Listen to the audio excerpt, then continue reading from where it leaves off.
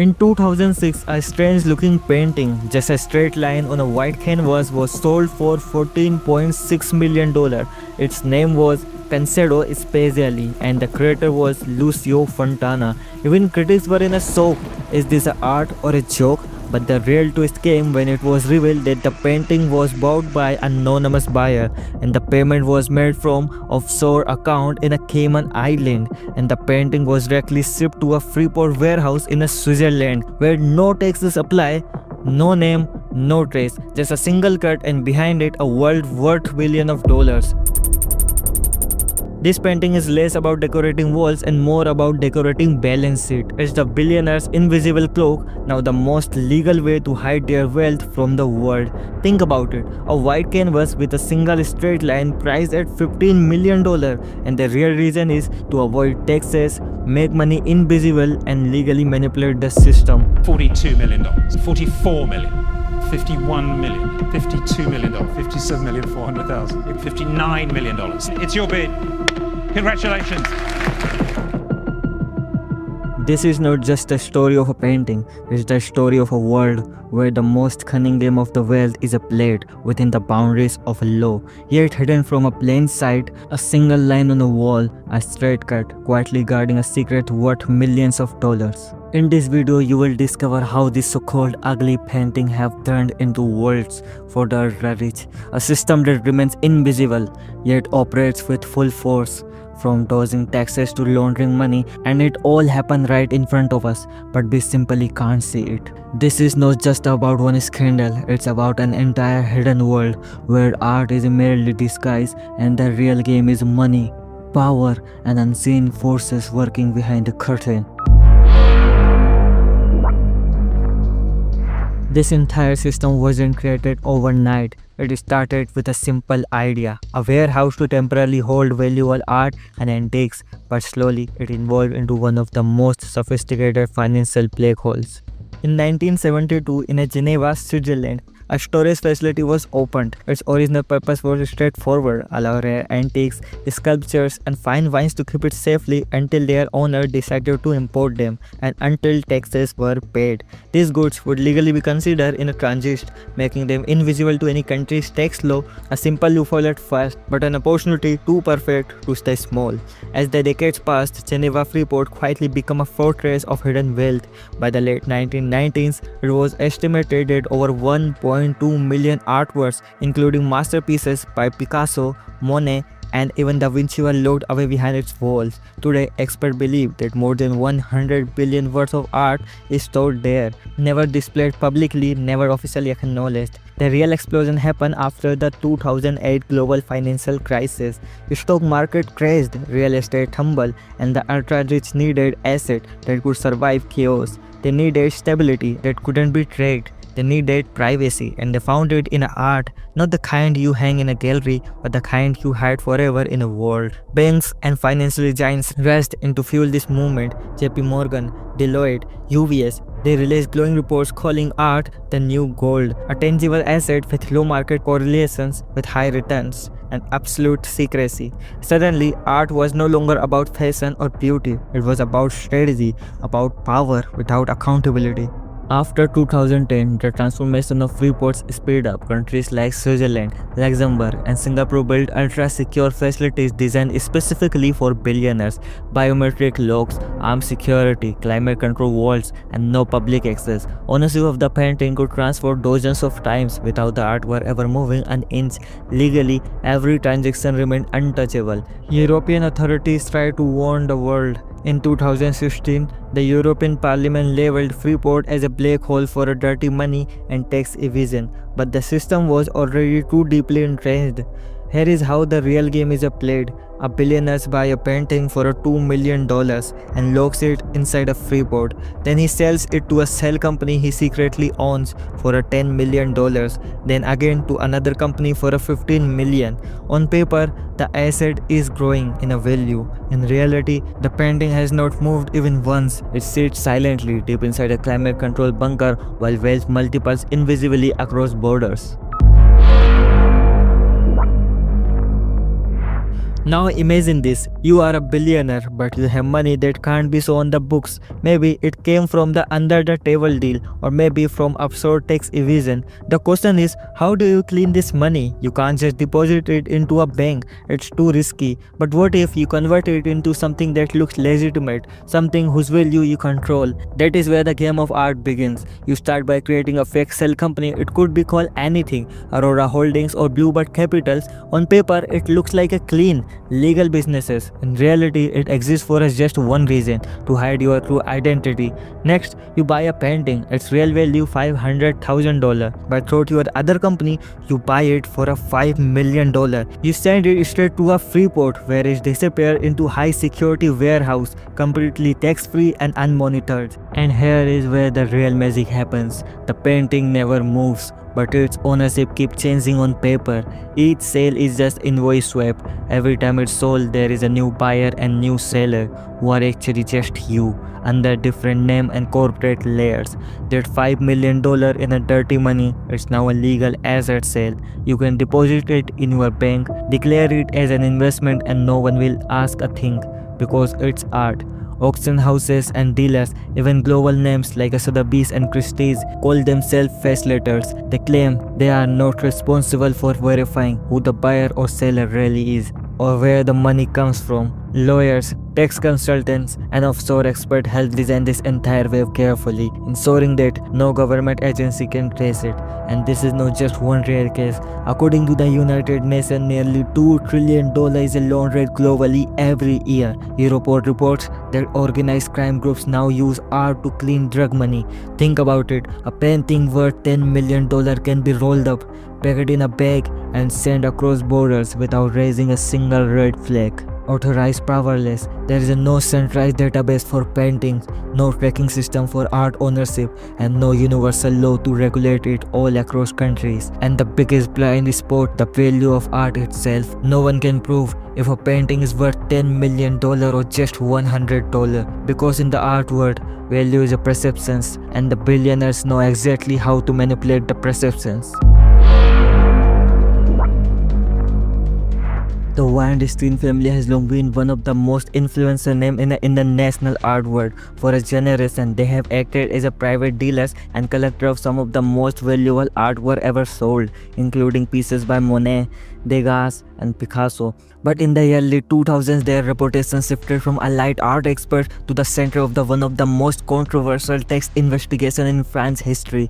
When Daniel Weinstein, the family patriarch, passed away in 2001, the French government expected to receive a large inheritance tax, potentially hundreds of millions of euros, given the family immense wealth. But according to the state officially filing, Daniel didn't seem to own much at all. On paper, there was no billion-dollar art collections, no global real estate portfolio, no significant offshore holding. This triggered immediate suspicion. What investigators later discovered was that Daniel had quietly moved a vast number of assets, most importantly an art collection estimated to be worth over $1 billion, into offshore trust. One of the key structures was the Delta Trust, set up in the Bahamas, a jurisdiction known for strong financial secrecy laws. Because the art was no longer held in Daniel's name at the time of his death, they were not considered part of his estate and were not subject to French inheritance tax, which can reach up to 45%. Using this method, the family avoided paying what the French tax authorities estimated to be over 500 million euros in taxes. But this wasn't just about a single trust. Over time, documents revealed that the Weinstein family maintained a highly complex web of shell companies and holding entities in places like Guernsey, the Cayman Islands, and Singapore, with connection to the numbered bank account, undisclosed vaults, and non-declared art transactions. Some artwork had reportedly not been seen in the public for decades, yet were still being used as a collateral for loans and private sales. They also stored many pieces in Freeport, such as the Geneva Freeport, a high-security facility where art can be held indefinitely without triggering customs or tax obligations. The European Parliament noted that more than 1.2 million artworks were estimated to be inside the Geneva Freeport alone, many of them linked to ultra-wealthy collectors avoiding taxation. Then in 2001, Sylvia Roth Weinstein, the widow of Daniel Weinstein, filed a criminal complaint accusing her stepsons, Guy and Alec, of cancelling assets and manipulating her into signing away her inheritance right. This legal action exposed internal documents that the family had kept hidden for decades. She claimed that the family had not only hidden art but also undeclared cash, luxury real estate, and investment accounts across multiple continents. French authorities launched a full-scale investigations. By 2016, Guy Weinstein, Damien's other son, was formally charged with tax fraud and money laundering, alongside lawyers and financial advisors who helped maintain the structures. The charges claim that the family had failed to declare over 2,500 artworks, including several Monet and Gauguin paintings, multiple properties in Paris, New York, and Kenya, including the OL Jogi range, valued at over $60 million, a 41 million Swiss bank account under a coded number, and more than 600 million euros in total hidden assets, which would have led to 250 million euros in taxes owed. Prosecutors argued that the family used multi-layer offshore trust, legal loopholes, and non-transparent ownership structures to systematically hide wealth. In many cases, the art wasn't even registered with government agency or public registries, making it practically invisible to tax authorities. Yet in 2017, despite years of investigation, the Paris court ruled that the family could not be convicted, not because the assets were declared, but because the laws at the time were too vague regarding offshore trust and their reporting requirements. The Weinstein walked away without fines or jail time. The outcome shocked the public and tax authorities alike. France's financial investigator had viewed this as a landmark case in the global fight against tax evasion among the ultra-wealthy. Its failure exposed a serious gap in the legal system, one that allowed enormous wealth to shift across generations without ever touching the tax system. Even today, many of the paintings originally held in the Weinstein Trust remain unaccounted for. Some are believed to be stored in a Freeport, secure, climate-controlled warehouses where ownership is hidden and transactions are shielded from regulations.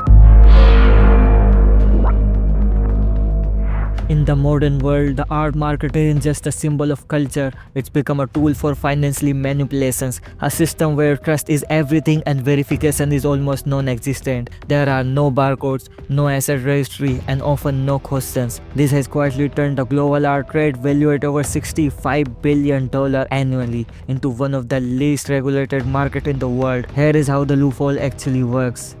Forgery and fake masterpieces. According to multiple studies, as much as 40 to 50% of artworks in circulation could be inauthentic or misattributed, especially among private sales and secondary markets. One of the most infamous cases involved the Knoedler Gallery, one of New York's oldest and most respected art dealers. From 1994 to 2011, the gallery sold over 40 fake paintings, falsely attributed to artists like Mark Rothko and Jackson Pollock, earning more than $80 million. Even major collectors and institutions were fooled.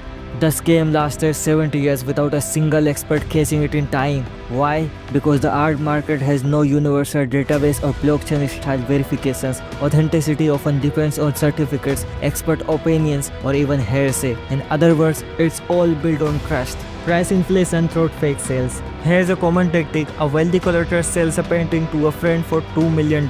Months later, that friend sells it back for $5 million. Nothing physically changes. The artwork stays in the same world, only the invoice changes. Now the painting is officially worth $5 million. That inflated value can be used as a loan collateral, declared as a high value asset, donated to a museum for a tax deduction based on the inflated price. This is not illegal in many jurisdictions, but it is value laundering, converting art into financial asset by manipulating its price on paper. Art investment schemes and the retail trap. In recent years, platforms like Masterworks and others have allowed small investors to buy shares in fine art. These companies claim that investing in pieces by Picasso, Banksy, or Van Gogh can earn return of 50 to 30% per year. But here is what many retail investors don't ask: who actually owns a painting? Where is it stored? Is the artwork even real? In 2021, Masterworks raised over $110 million from retail investors. Yet, according to several Watchdog reports, they have faced scrutiny over lack of transparency, incomplete audit, and unclear resale timeline. The SEC, US Security and Exchange Commissions, have reviewed Masterworks, but as of now, no formal audit of underlying artworks has been publicly released. Auction houses and anonymity.